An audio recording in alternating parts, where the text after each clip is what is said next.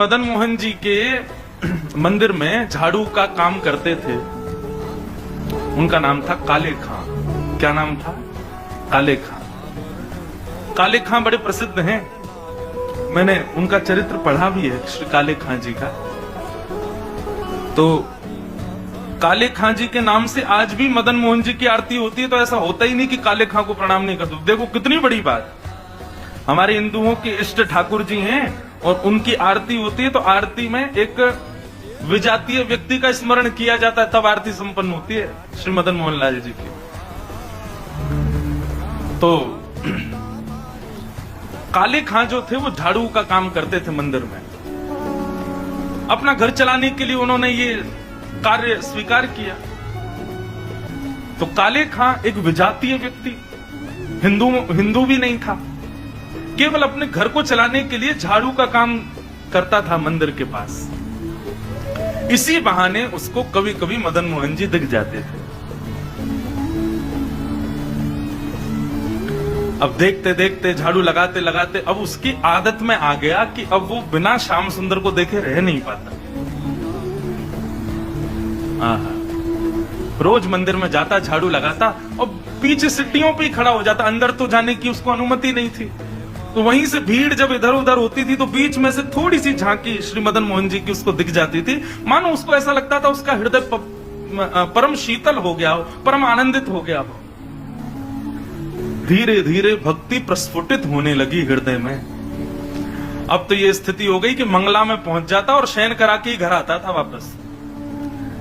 और इससे परिणाम ये हुआ कि पत्नी जो थी काले खां की वो बड़ी बरसती थी। परिवार के लोग उसको काफिर बोलते थे। बोले बताओ, जन्मा हमारे कुल में, कभी खुदा को तो याद करता नहीं, वहां पत्थर पूजने चला जाता है। इस प्रकार की बातें बोलते। लेकिन उसको किसी से कोई फर्क नहीं पड़ता। वो तो और आनंदित हो गया जब उसकी पत्नी उसके बिल्कुल विपरीत होती चली गई। तो वो तो और खुश हो गया। बोले बढ़िया है, जो बीच में दोपहर में भोजन करने घर जाता था उसका भी मन नहीं करता मेरा। क्यों? चिक चिक करेगी, लड़ेगी मुझसे, इससे बढ़िया मंदिर में पड़े रहो। तो काले खां को तो और अच्छा लगता। पत्नी बेचारी ऐसी विमुख हो गई कि अब तो वो पूरा दिन ही मंदिर में ही निकालता। लेकिन काले खां की व्यवहार धर्म में एक पीड़ा थी कि उनको कोई संतान नहीं थी। घर परिवार के लोग सब उसको बहुत डांटते थे। बोले अरे तू खुदा को भजा कर, वो तुझको संतान देंगे, वो तेरे को बेटा देंगे, तू किसको भजने चला जाता है? खुदा को पुकारता ही नहीं है, इसीलिए तो तेरे बालक नहीं हो रहा। अब तो रोज की इतनी चिकचिक हो गई कि काले खां एक दिन मंदिर गया। मदन मोहन जी का श्रृंगार दर्शन कर रहा था। दूर खड़े खड़े बोले हे मदन मोहन लाल जी, मुझे पुत्र की कामना नहीं है, मुझे संतान की कामना नहीं है, पर आपकी भक्ति करने में, आपसे प्रेम करने में बाधा बनती है मेरे परिवार के लोगों की बातें। और वो बातें तभी खत्म होंगी जब मेरे घर एक पुत्र हो जाए। हे नाथ, मुझे पुत्र की कामना नहीं, मेरी कामना तो ये कि सब चुप हो जाएं और मैं आपकी भक्ति करता रहूं। इसके लिए आप मुझे एक पुत्र दे दो। देखो कितने बढ़िया ढंग से ठाकुर जी से पुत्र मांगा। और कृपा ऐसी हुई कि कहां परिवार के लोगों ने जब ज्यादा बोलना प्रारंभ किया तभी खबर आई कि काले खां की पत्नी जो है वो गर्भवती। पहले तो आधे लोगों के मुंह बंद हो गए। काले खां भी सबको बोलते थे, बोले तुम लोग कहते हो खुदा को भजो तभी बालक होगा। तो मेरे मदन मोहन लाल जी ने भेज दी संतान। अब देखना होगी। फिर ये हुई कि अब बेटी हुई तो समझेंगे कि इसके ठाकुर जी ने दी, बेटा हुआ तो समझेंगे हमारे खुदा ने दिया। बोले ऐसा नहीं, ये तो हमारे ठाकुर जी कृपा करेंगे, उन्हीं की कृपा से ही हो रहा है। और काले खां के यहां पर एक पुत्र ने जन्म लिया। जन्म लेते ही महाराज काले खां बड़ा खुश। इसलिए नहीं कि पुत्र हुआ, इसलिए कि अब सबके मुंह बंद हो गए, अब मुझसे कोई कुछ नहीं कहेगा, अब मैं निरंतर मदन मोहन लाल जी का खूब दर्शन किया करूंगा। लेकिन हमारे ठाकुर जी सीधी सीधी जीवन जिए कोई, इससे ठाकुर जी को आनंद नहीं आता। हमें बिहारी जी बड़े चतुर हैं, खुद टेढ़े हैं तो इसलिए भक्तों का भी जीवन टेढ़ा मेढ़ा ही कर देते हैं। ये बात आप सबने अनुभव की होगी। जीवन में अगर 10-15 दिन बड़े खुशी खुशी निकल जाएं तो चिंता और बन जाती है, अब पता नहीं क्या होने वाला है। 10 दिन से कुछ हुआ नहीं है मेरे साथ, निश्चित कुछ तो होगा। अब काले खां का पुत्र 8 वर्ष का हो गया। सब आनंदित था। काले खां बड़ा प्रसन्न। अब तो जन्माष्टमी भी मनाता है, राधाष्टमी भी मनाता है, रामनवमी भी मनाता है। घर वालों को नहीं बताता, बस मंदिर में जाके सब उत्सव होते हैं उसमें आनंद करता है। 8 वर्ष का बालक काले खां का यमुना जी के तट पर, नदी के तट पर कहीं खेल रहा था अपने मित्रों के साथ, और एक सर्प ने उसको डस दिया। सर्प के डसते ही महाराज नीला पड़ गया उसका पुत्र, बेहोश होके गिर गया। बालक दौड़े दौड़े गए काले खां के घर। काले खां तो मंदिर में था, उसकी पत्नी को जाके बताया।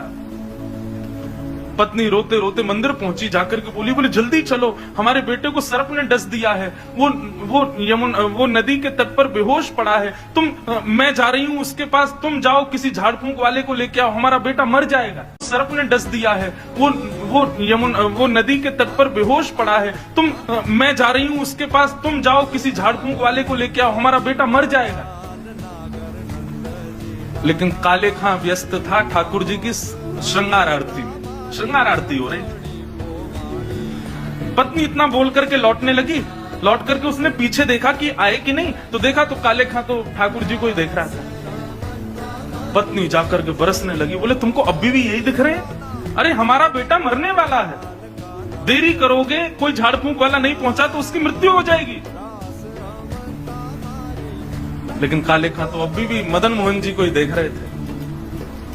पत्नी ने कहा यदि मेरे पुत्र को कुछ हो गया ना, तो फिर देखना मैं क्या करती हूं, तुम्हें और तुम्हारे इस मदन मोहन को दोनों को देखूंगी।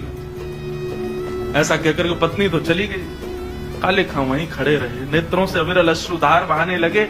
इसलिए नहीं कि पुत्र को सर्प ने डसा, इसलिए हे मदन मोहन लाल, क्यों आप चैन से नहीं बैठने देते मुझको? क्यों आप चैन से मुझे दर्शन नहीं करने देते? ये सब मुझे पता है आपकी लीलाएं हैं, और ये सब क्यों करते हो ये भी मुझे पता है, मुझे परखने के लिए कि मैं अपनी स्थिति से च्युत तो नहीं हो रहा कहीं। लेकिन मेरा पुत्र दिया आपने था, तो बचाओगे भी आप ही। और पुनः कहूंगा, इसलिए नहीं कि मेरा पुत्र है, इसलिए कि मैं आपसे दूर ना हो जाऊं, बस मेरे पुत्र को बचाना। संध्या आरती के बाद जैसे ही कपाट बंद हुए, काले खां नदी के तट पर पहुंचा। भीड़ इकट्ठी थी। पत्नी को जैसी पता चला, काले खां बोले आगे ओझा को नहीं लाए, झाड़ फूंक वाले को, बोले वो तुम्हें भूल गया। इतना कहना हुआ कि महाराज परिवार के लोगों ने काफिर काफिर कहकर के काले खां को सुनाना प्रारंभ कर दिया। दौड़ करके गए, ओझा को लेकर के आए। जैसे ही ओझा ने आकर के उसकी नब्ज आदि देखी तो कहा ये बालक तो जीवित नहीं है, इसकी तो मृत्यु हो चुकी है। सब रोने लगे। काले खां की पत्नी ने अपने पुत्र को गोद में उठाया और ले गई, और मदन मोहन जी के द्वार पर जाकर के अपने पुत्र को रख दिया। बोले बहुत कहते थे मदन मोहन लाल जी ने दिया, मदन मोहन लाल जी ने दिया है, तो ये जीवित करके दिखाएं इसको अब। और यदि ये जीवित नहीं हुआ, खुद भी मर जाऊंगी, तुमको भी मार दूंगी और पूरे परिवार को नष्ट कर दूंगी इन्हीं की दहली पर। तब काले खां ने मदन मोहन लाल जी को निहारा, और निहार करके कुछ शब्द काले खां ने लिखे। हैं तो थोड़े उर्दू के अल्फाज, लेकिन हैं बहुत सुंदर। इनमें से कई शब्दों के अर्थ तो मुझे भी नहीं पता, उर्दू में है। पर एक बात कहें, भक्त की जब चरमोत्कृष्ट भक्ति हो जाती है ना, तो उसकी भक्ति शब्दों के रूप में निकलने लगती है। जब भक्ति चरम स्थिति में पहुंचती है, कहां मीराबाई ने नहीं गाया, सूरदास ने नहीं गाया, तुलसीदास ने, सबने गाया। एक बात नोट कर लीजिएगा, जिसने पाया उसने गाया, और जिसने नहीं पाया वो गा नहीं पाया कभी। यदि बिहारी जी मिलेंगे ना, तो आप गाने का प्रयास नहीं करोगे, गाना अपने आप होगा, अपने आप प्रकट होंगे शब्द आपके मुख से। अभी हमारी स्थिति क्या है? अभी हम सूरदास के पद गाते हैं, अभी मीराबाई के पद गाते हैं। अपने हमारी कोई निर्माण नहीं है, अपनी हमारी कोई सामर्थ्य नहीं है। पर जिस दिन बिहारी जी मिलेंगे, उस दिन जिह्वा में सामर्थ्य आएगी और आप कुछ ना कुछ गाओगे, ये निश्चित है। जो पाएगा वो गाएगा। काले खां मदन मोहन लाल जी की ओर देखने लगा और कहने लगा, मुसफक साफीक रफीक दिल दोस्त मेरे नजदीकी हकीकी ख्याल कीजिए। मेहरबान कदरदान आला तू जहान बीच, मुझसे गरीबों का गुनाह माफ कीजिए। काले बेकरार खड़ा तेरे दरबार पे, नंद के कुमार जरा गौर अब कीजिए। हिंदुओं के नाथ तो हमारा कुछ दावा नहीं, जगत के हो नाथ तो हमारी सुध लीजिए। हे मदन मोहन लाल, एक द्वार पर खड़ा है तुम्हारे, यदि तुम हिंदुओं के नाथ हो तो हम वापस चले जाएंगे, कोई कृपा मत करना। पर मैंने सुना है लोग आपको जगन्नाथ बुलाते हैं। जगत के हो नाथ, जगत के हो नाथ तो हमारी सुध लीजिए। बस ये बात कहनी हुई, नेत्रों से अविरल अश्रुधार बहने लगे काले खां के, और देखते ही देखते जैसे अश्रुधार का एक बिंदु नीचे पड़े हुए काला पड़ गया था पुत्र विष के कारण, जैसे एक बिंदु जाकर के उस पुत्र के मुखमंडल पर पड़ी, पड़ते ही उसका जो काला वर्ण हो चुका था वो श्वेत होने लगा, और धीरे धीरे पुत्र ने आंख खोलनी प्रारंभ करी, उठ करके बैठ गया, देखने लगा, जल पी करके बोला अब्बा अम्मी, जो उसके माता पिता थे उनको उन्हीं शब्द में पुकारा। बोले कि वो कहाँ गया? बोले कौन? अरे अभी जो यहाँ खड़ा था, मेरे समान छोटा सा बालक था, मेरे जैसा ही सांवला उसका वर्ण था, मोर मुकुट पहने थी, बहुत सुंदर उसकी मुस्कान, उसके ऐसे सुंदर नेत्र थे, वो मेरा सखा है, वो मेरे गले में गलवैया डाल करके खड़ा था, कहाँ गया वो? और ये भाव देखते ही वहां खड़े जितने लोग थे सबने मदन मोहन लाल जी को दंडवत प्रणाम किया। सब समझ गए, बोले किसने की है कृपा हमको पता।